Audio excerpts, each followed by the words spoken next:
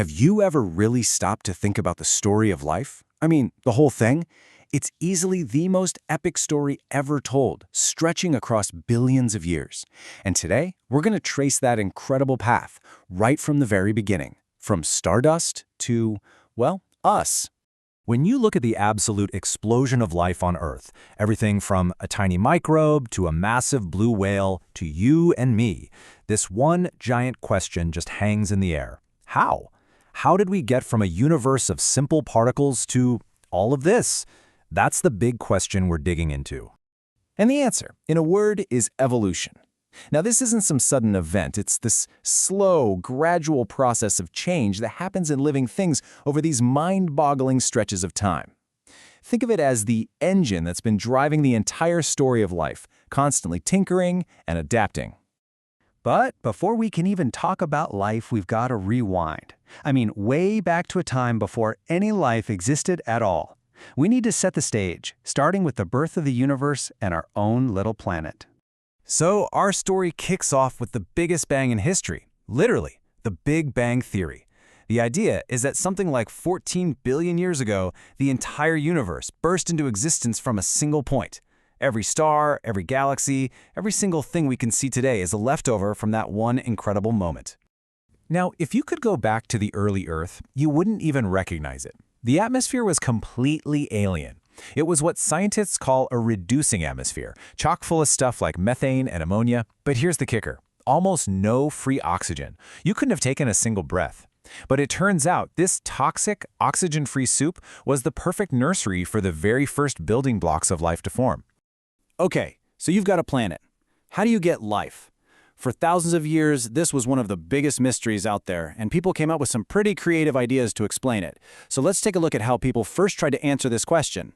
For a long time, the most popular idea was something called spontaneous generation.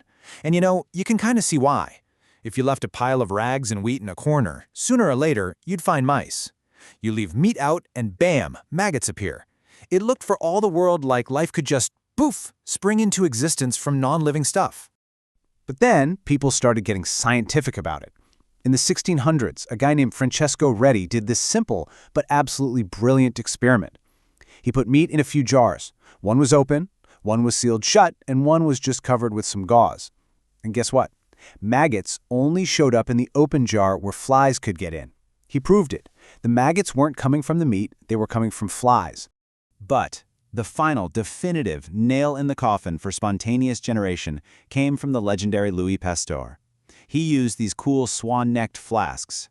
See, he boiled broth to kill everything in it, and that S-shaped neck let air in, but it trapped any dust or microbes. The broth stayed perfectly clear. But the second he snapped off that neck and let the dust fall in, it was teeming with life. The conclusion was crystal clear. Life only comes from other life. Okay, so that raises a huge question, right? If life can only come from life, then where on Earth did the first life come from?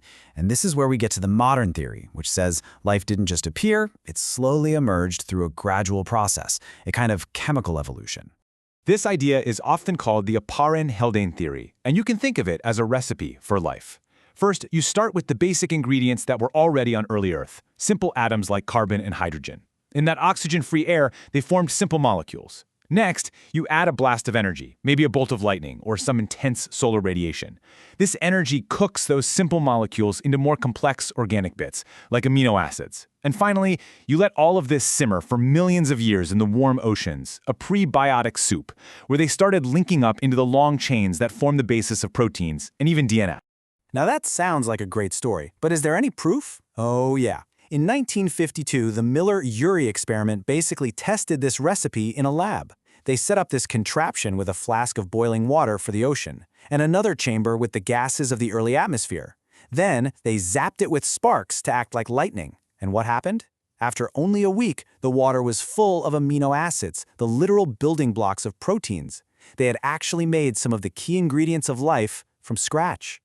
So the next theoretical step is that these molecules started clumping together into these little bubbles called coacervates. You can picture them as tiny droplets of oil and water.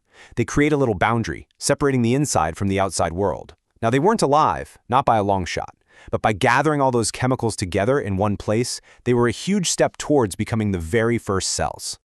So that's the leading theory for how life got its start. But what about the billions of years since? How are we so sure that evolution is the force that sculpted the incredible world we see today? Well, as it turns out, the evidence is pretty much everywhere.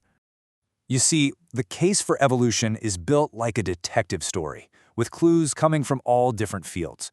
We have evidence from fossils, from comparing the bodies of different animals, from analyzing DNA, and even from looking at how life is spread out across the planet. Each clue gives us a different piece of the puzzle, but they all point to the same incredible conclusion. All life is connected. Take the horse, for example. The fossil record for horses is amazing. It's one of the clearest pictures of evolution we have. We can literally trace its family tree from a small, dog-sized creature with multiple toes that lived in forests 50 million years ago, all the way through a whole series of changes to the big, single-toed horse we know today that's built for running across open plains. The whole story's right there, written in bone. Fossils also give us these incredible connecting links. This right here is Archaeopteryx. I mean, just look at it.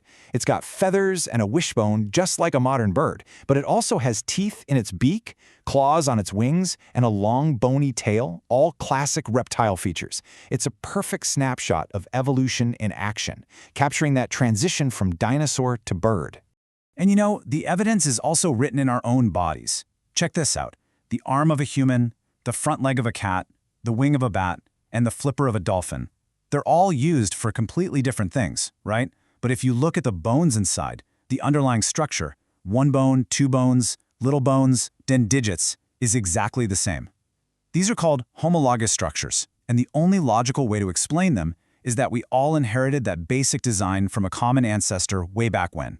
So from the Big Bang to the first primitive cells, from dinosaurs stomping the Earth to us sitting here today, the story of life has been this incredible 4.5 billion year journey of constant change. It's the process that has shaped every single living thing, and it leaves us with one final fascinating question. If this is where the journey has brought us so far, where is it going next?